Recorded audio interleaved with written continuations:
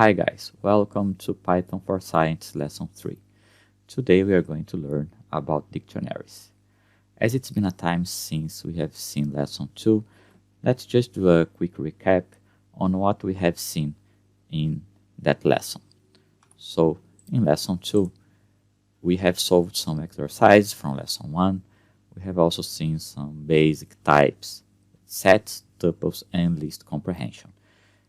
If you have any doubts or if you're not completely comfortable with these data types, I invite you to go back to Lesson 2 to review these topics. Before starting with dictionaries, let's take advantage of an example from Lesson 2. Suppose we have 3 students with its age, so we will create a list. Here we have a list with 3 items. Each one of the items of the list is a tuple, and the tuples represent the name of the students and the age of the students. So we have students A, B, and C with ages 11, 9, and 10. Now, imagine that we have received this structure proposed before, and we would like to know, for example, the age of student C. So student C is our desired student. And if we have a structure like this one, the solution to retrieve or to find the age of student C is to go through the list. Check the first item of the tuple. So the solution in this case to retrieve, for example, the age of any student is to loop through the list. So for example, we can loop through the items of this list. We can check for the first item of each tuple to see if it matches the name of the students we are looking for, and then if it matches, we retrieve the second item of the tuple. So here we have a code snippet that does just this. So here we loop through the students in the list. Here we check for the first item of the tuple, and if it matches, we print the name of the students and the age it has. So if we just run this cell, we receive student C has 10 years old, and if we change for student B, we have student B has 9 years old as it is in the list. So before we continue, let me just explain quickly what is the syntax of this string that we have here. This is called a formatted string. In lesson 1, I have explained you what a string is. So a string is just a set or a collection of characters. So for example, if we just write Python for scientists inside the quotes, this is a string. And inside the string, if you remember, the interpreter doesn't solve anything. So if I try to put a formula inside the string, it's not understood by the interpreter as a formula, and it's not solved at all. It stores just the characters as they are. In the case of a formatted string is the one that starts with an F before the first opening quote, and I can put any command inside curly brackets, and the interpreter will try to solve what is inside the curly bracket as it is a command from Python. Okay, so this is it's a quick and a fancy way of formatting the string with text and values or variables that are stored in the programming. Okay, so that's what I used here in this line to display the age of the students. Okay, so let's continue. Let's now suppose that instead of receiving the age of students in a list with tuples inside the list, we have received 2 different lists, one list called names and the other list called ages.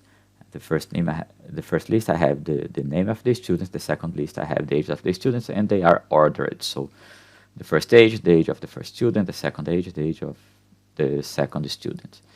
In this case, If we needed to retrieve a value, for example, the age of a student, we could do the same as we did before. We could just loop through the list of names, find the name and get the index, or we can do something more straightforward.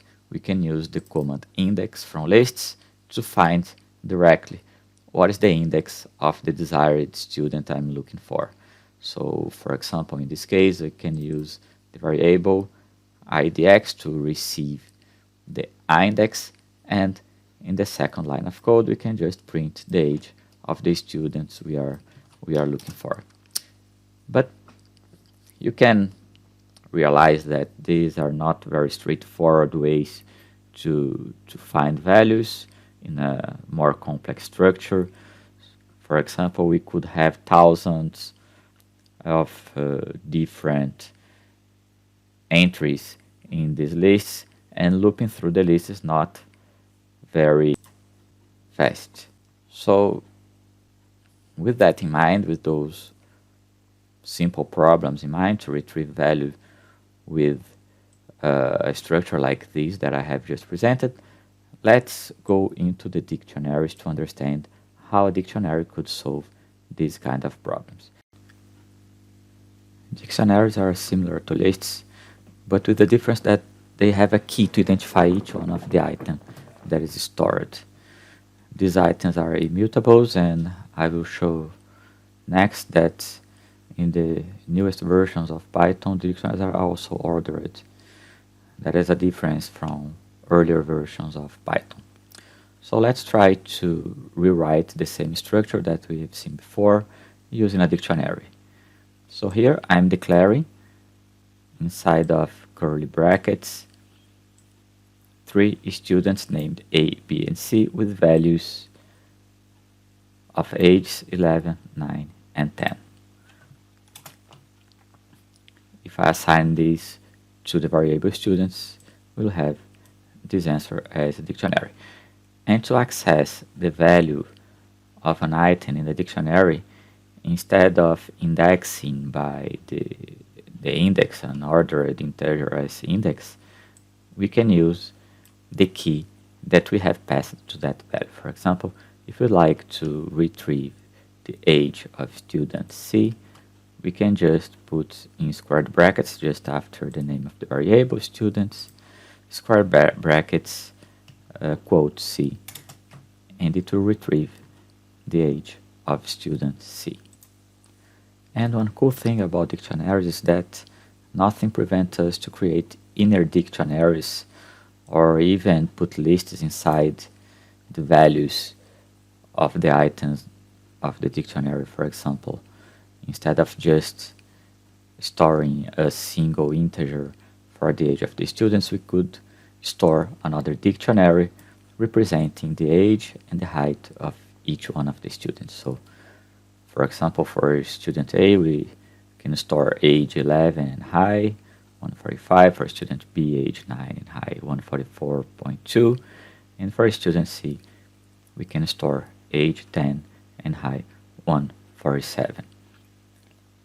If we do as we did before, and we try to retrieve what is stored for the key C, that is student number C, it will return us the dictionary we just put as the value for the key C. Okay?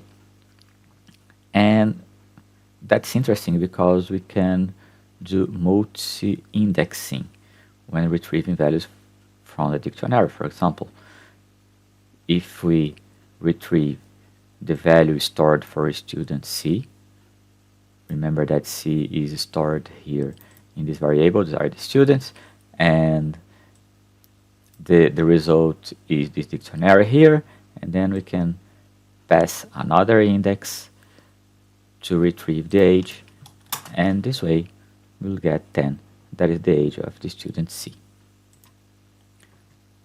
If we use the formatted string that we just saw before, we can, for example, print all the information regarding student B, for example, in a single line like this one.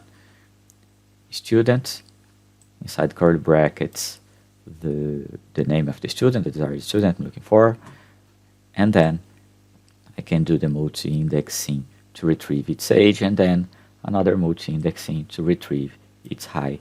And if I run this cell, we will get student B has 9 years old and measures 144.2 centimeters. Before we move on, just a quick note on the ordered behavior of dictionaries. As we stated here, dictionaries are ordered, but what is the order of a dictionary? Just as in the case of the lists, the dictionaries are ordered in insertion order, so it maintains the order of the items that have been created in the dictionary. Let's represent this here. For example, I will create a dictionary with keys C, value 0, key B, value 10, and another key G with value 5, and afterwards we can, for example, another way to create an item in the dictionary is using the update function.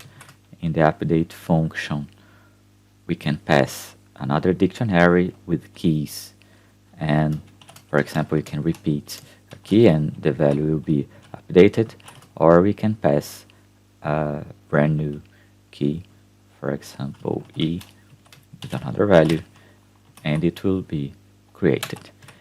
If you just display the values of this dictionary, we will see that the keys are ordered, but not in the order that we have inserted the values in the dictionaries.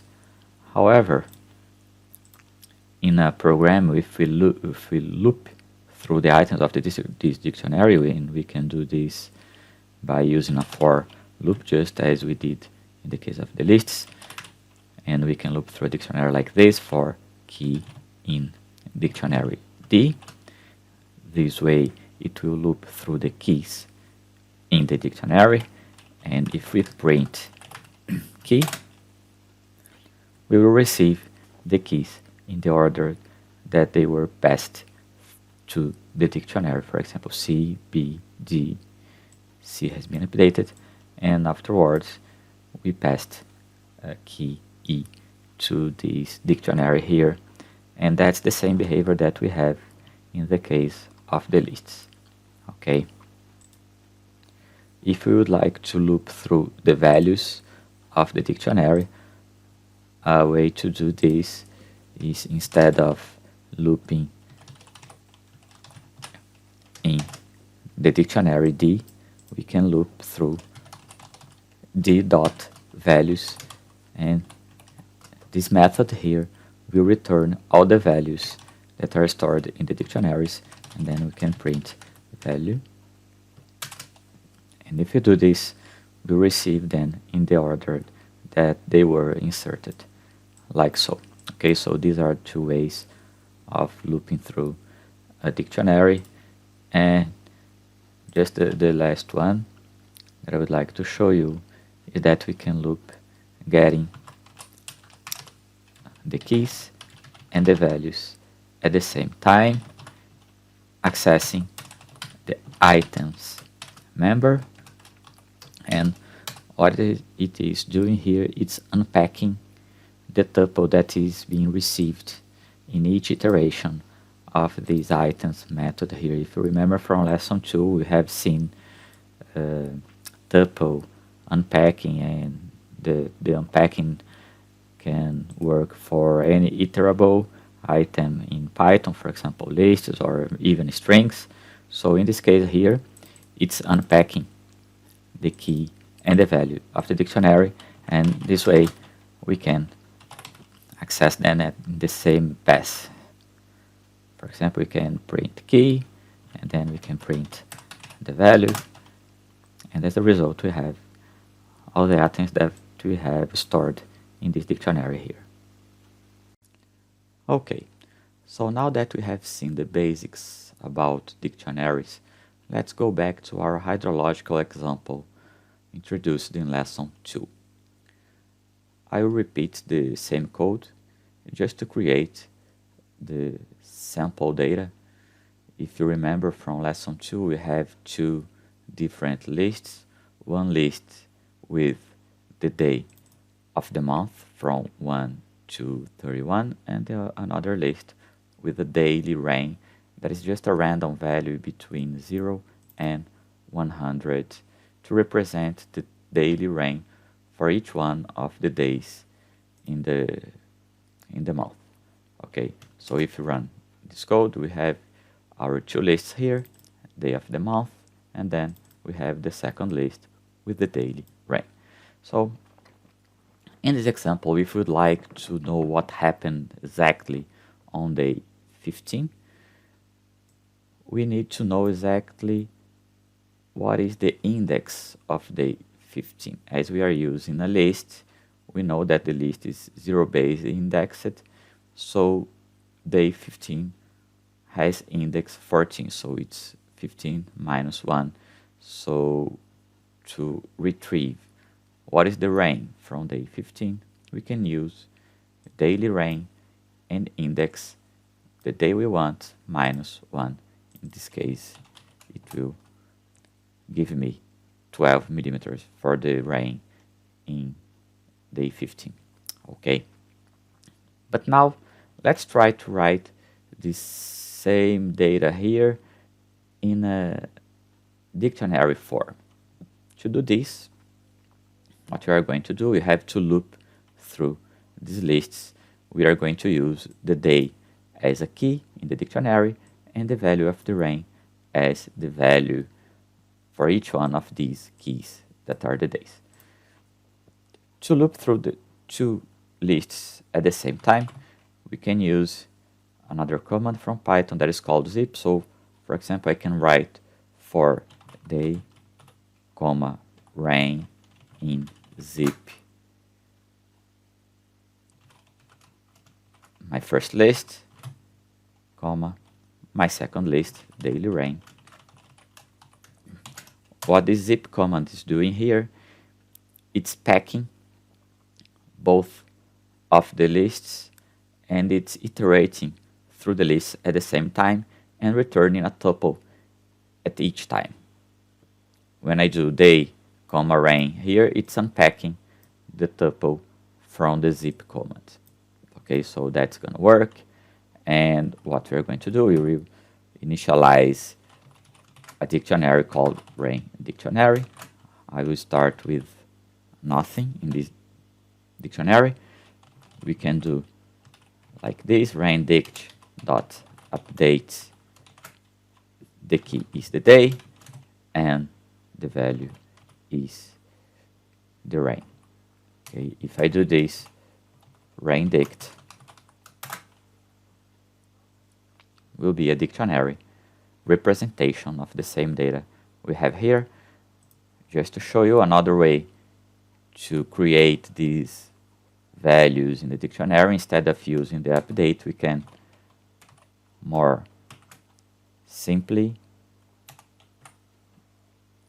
index with squared brackets.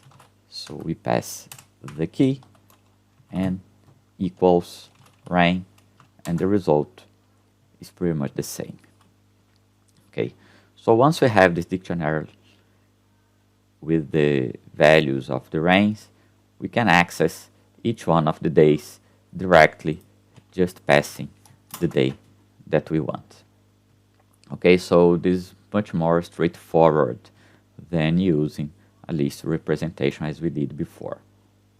But what if we wanted to create a complete time series? Let's try another type of data here. Instead of using rain, we are going to create a sample data, just a random data to represent the river stage. River stage is just the level of the river at a particular time. To do this, we will start setting the random seed, so all the computations that are doing using this notebook remains the same. I'm going to select just a starting point for the level of the river. I will use 100 centimeters for the river stage, and then I will loop through 1 or through 0 to 365, because I would like to create a whole year of data for the river levels to represent this time series.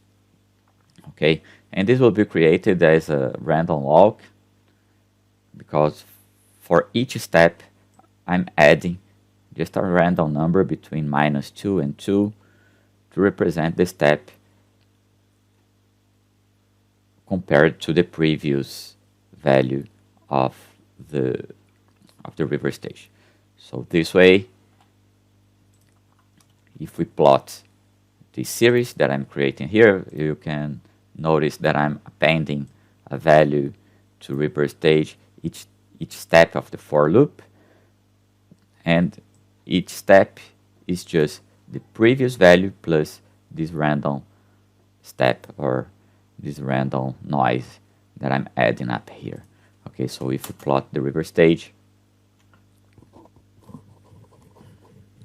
it's complaining because matplotlib is not imported, so I will import SPLT. and then we have our representation of river stage, 1 year of river stage here. Okay, another thing to notice in this code is that I'm using underscore instead of using a variable. That happens, or that can be used when we don't want to use the value that we are looping through in our block, in our for block. So, for example, we could just use any other variable here to get the value, but pay attention that we are not using this value anywhere in this line, so it just doesn't matter what I'm using here. So, for example, if you're using a Python environment, and if I use a variable in this position, it will complain that the variable is never used in the for loop. So to avoid this, it's not an error, it's just a warning, we can use the underscore. That means we don't care about the value that we are iterating through. We just want to repeat this line 365 times. Okay.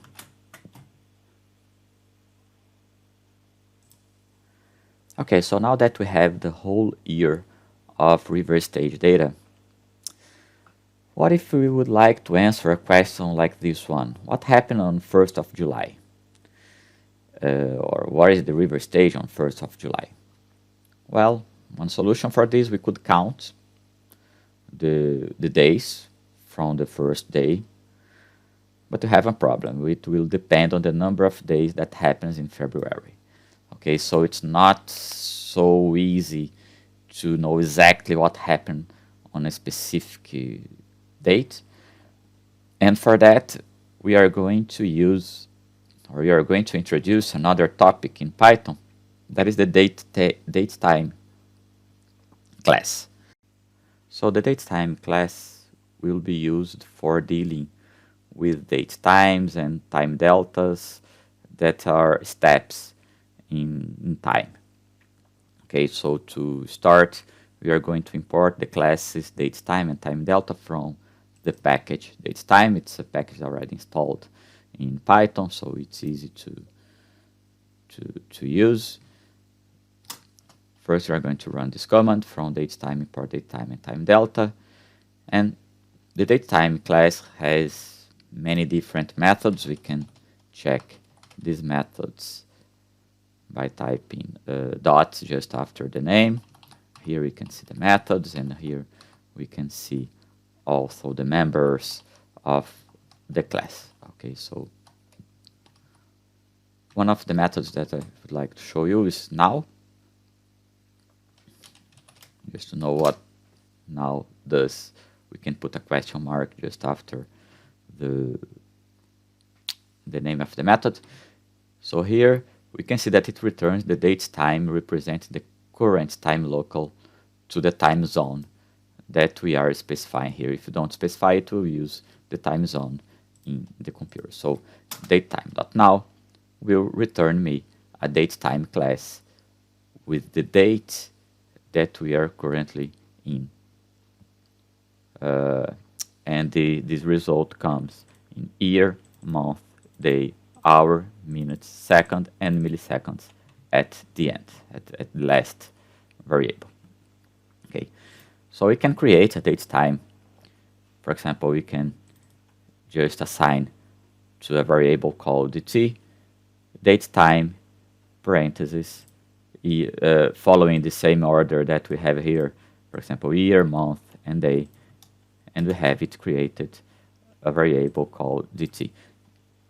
If you don't know exactly how it works, we can put a question mark, and here you have the signature of the datetime constructor to create a datetime in Python. So it's here, month, day, hour, minute, second, and microsecond.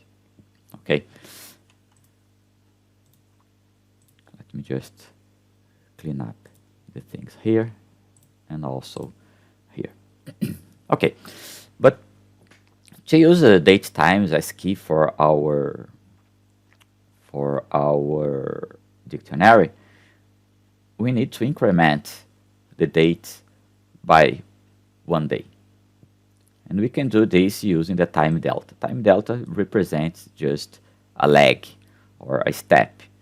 And I can specify this step in days or month or any other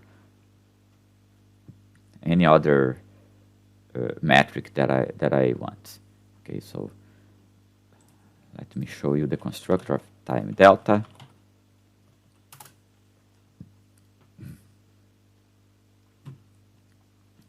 So time delta can receive days, seconds, microseconds, milliseconds, minutes, hours, or weeks.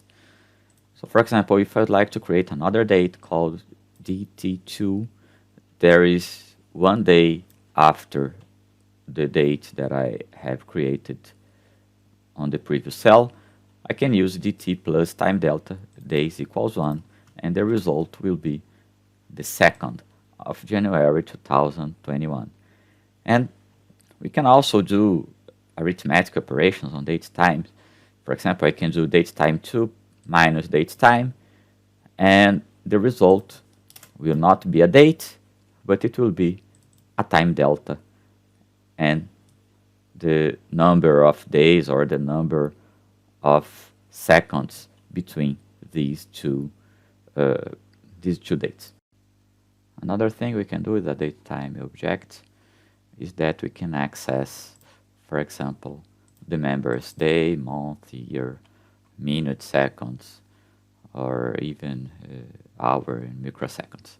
Okay, so we can do this. Just type in dots and the name of the member that we would like to access from this date. Okay. Now, to recreate this hydrological series here using a dictionary, we are going to use the concept of datetime for representing the keys, and we are going to use the previously created river stage random river stage, and to put everything or to encapsulate everything in a dictionary, we are going to use a dictionary comprehension. We are going to start on day 1 of 2020. Okay, so first day will be date time 2021-1. So this is the month and this is the day. And instead of doing a loop, as we did before to create a dictionary, we are going to use a dictionary comprehension. Dictionary comprehension is similar to list comprehension. So we start with everything between curly brackets. in the right side we put the for loop that we are going to iterate to create the dictionary. So in this case, we are going through the river stage that represents our levels, and we need also a counter to know exactly what is the step that we would like to add to the first date here. So to add a counter similar to the zip function that I have shown before, we can use this other function from Python called enumerate. In this case, it will loop through the list and it will give me an integer starting from 0 to the length of the list. So I'm going to use this index I to create the steps in our datetime. Okay. To the left of the for, we create the commands, we put the commands to create the dictionary. So remember, dictionary is represented by the key and the value. So for the key, we are going to use first day, that's here, 1st of January, plus a time delta, days equals I, because for each step in this for loop, I would like to add I days or any days to the first day. And as the value, I'm going to store the stage, the value of the stage, okay? This way, if we print this variable stages, we have a complete dictionary with the stages and with the dates as the keys. Okay, let's go back to our question that we did before. What happened on 1st of July? Remember that when we had the stages in a list, we couldn't answer directly this question because it depended on the number of days we had in February. So now that we have a dictionary with the keys as datetime, we can access this directly. So the desired day, I can store datetime 1st of July 2020, and I can index stage desired day, so we see exactly what happened on that day. Okay, so it's much more straightforward. And another thing is that we can create a plot. In this plot, instead of passing just the y values, I'm also passing the x values. The x values are the keys of my stage dictionaries, and the y values are the values of the stage dictionaries. And when I do this plot, you can notice that matplotlib creates automatically this fancy representation of the x-axis, putting the years and the month of the time series correctly.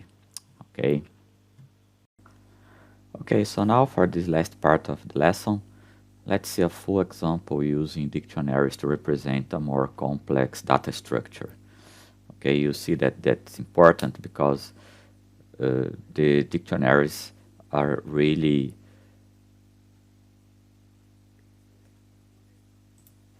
flexible data types to create more complex data structures in our programming.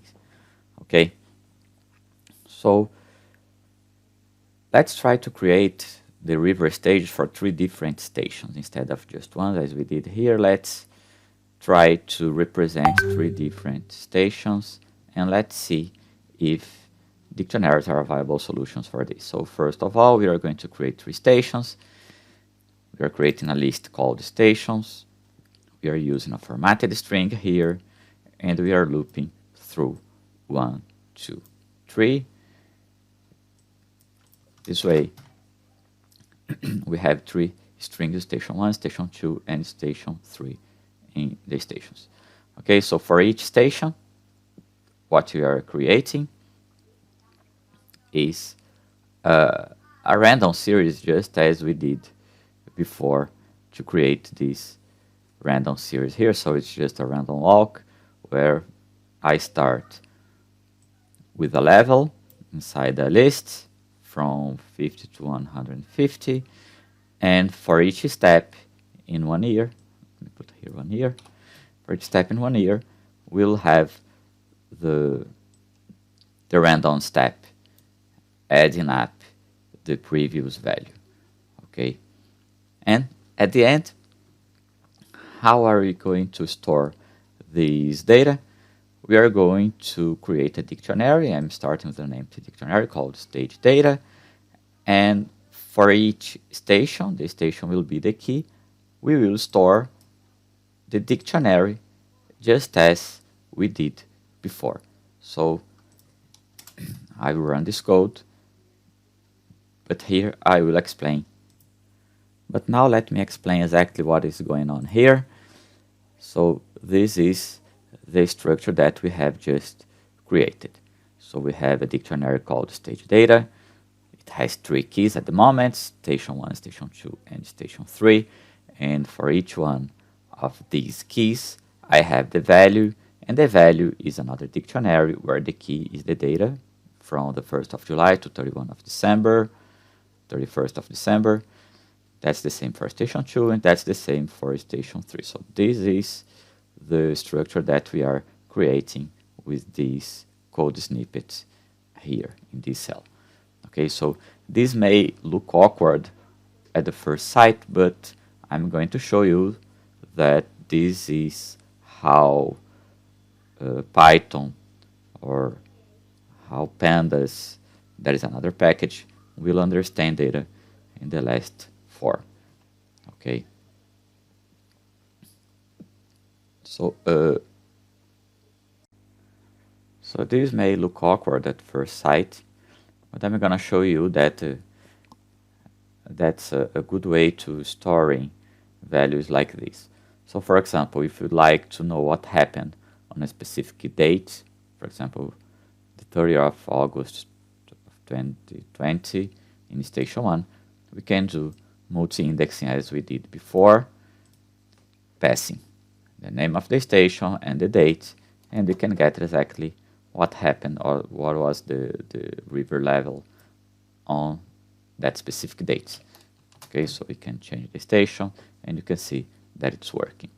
Another thing that we can do very quickly is we can look through the stations and we can plot the keys in the x-axis and the values in y-axis as we did before, but just looping through the stations. And matplotlib will create for us a graph showing the three time series with the labels correctly aligned here because I passed a label argument to the function plot. Okay, and to show you that it is not an awkward way of storing data, this structure that I have created here, I'm gonna use another important package in Python that is called Pandas. Pandas is the package that is used for tabular data. Most of people use Pandas, is the standard in Python.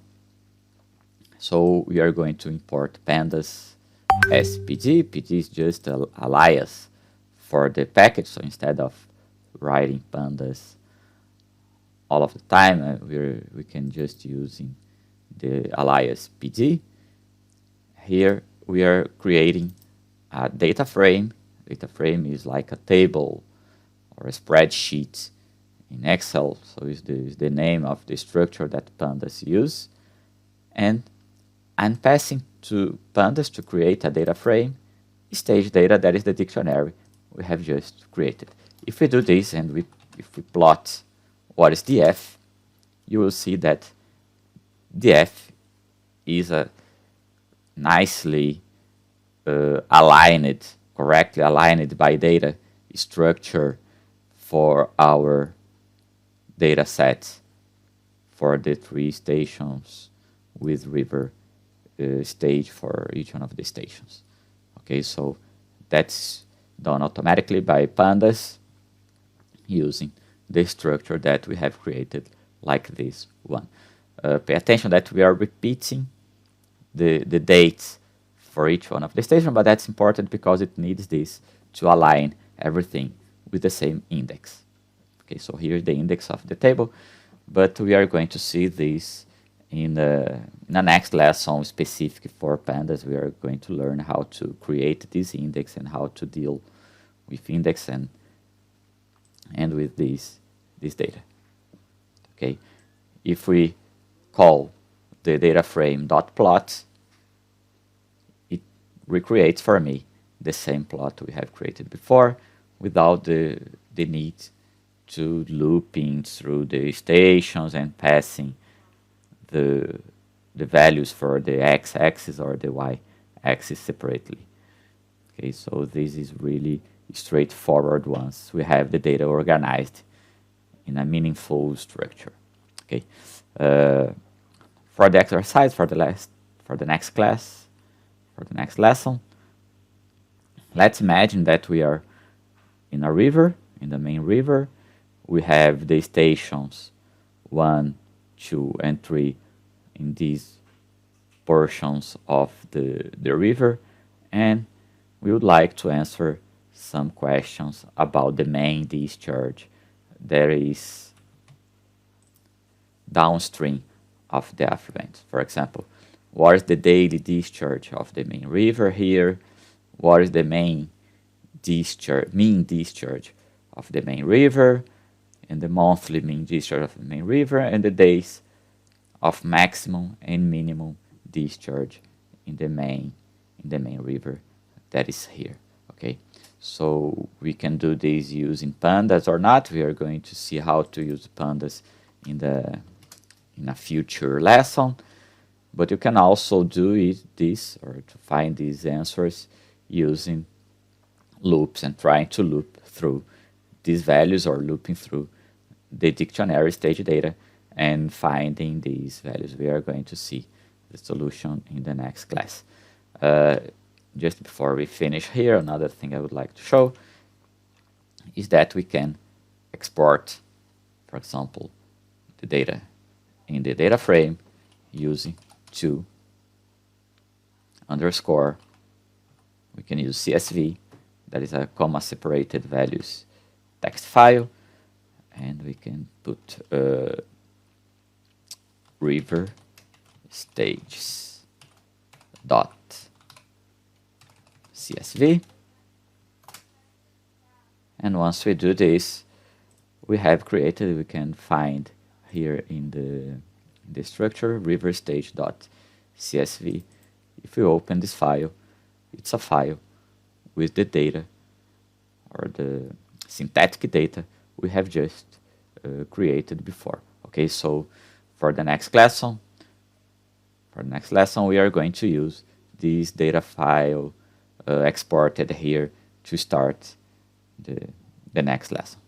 Okay, so thank you and see you in lesson 4. Bye bye.